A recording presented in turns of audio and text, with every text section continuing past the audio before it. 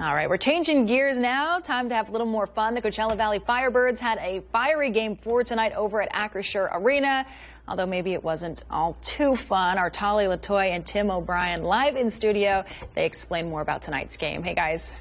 Hey, Olivia, that's right. I had to bring Tim over here because we were both watching a tough loss on the ice tonight for the Firebirds, who just got blanked and couldn't get anything going against the Calgary Wranglers. Isn't that right, Tim? They did exactly what Calgary did exactly what we thought they would do when we talked at 6. You could not get through the neutral zone whatsoever. They swarmed every second. They didn't have a second to breathe, the Firebirds, to touch a puck, and there was a Wrangler on them. So it was tough. I know. It was insane to watch. So the Birds fell to the Wranglers, as we said, with a final score of 1-0, getting shut out early in the beginning of the first, though. We seemed to have a goal that was waved off. That was also something Tim and I will be talking about.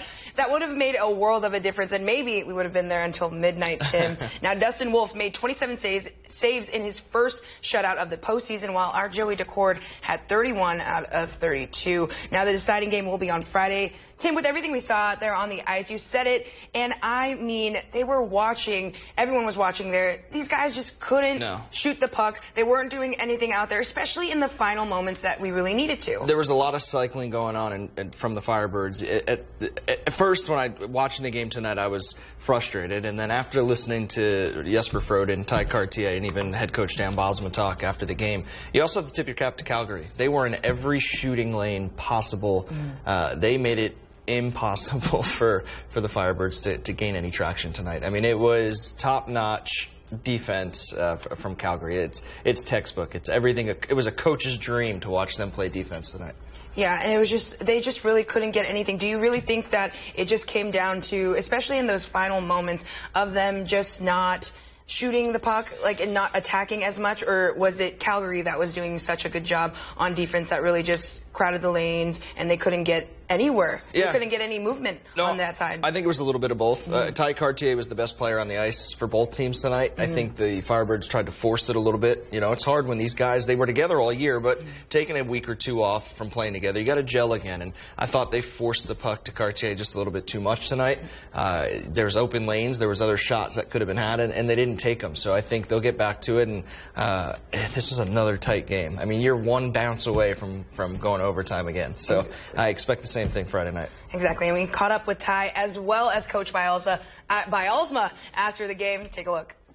Well, it was a no-goal call because of goaltender interference was the explanation that I got. Clearly, we were in the crease to start the play as we were on the power play there, and there's a pushing and shoving from their goaltender to our player, and the referee explanation was the goaltender wasn't allowed to play his position to his ability, and that's what the call was.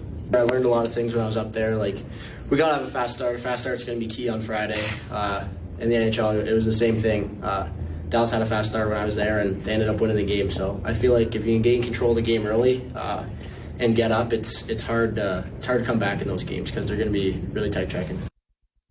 We talked about that, Tim. If they want to get out there and win, they're really going to have to come out hot on the ice, just like Ty said.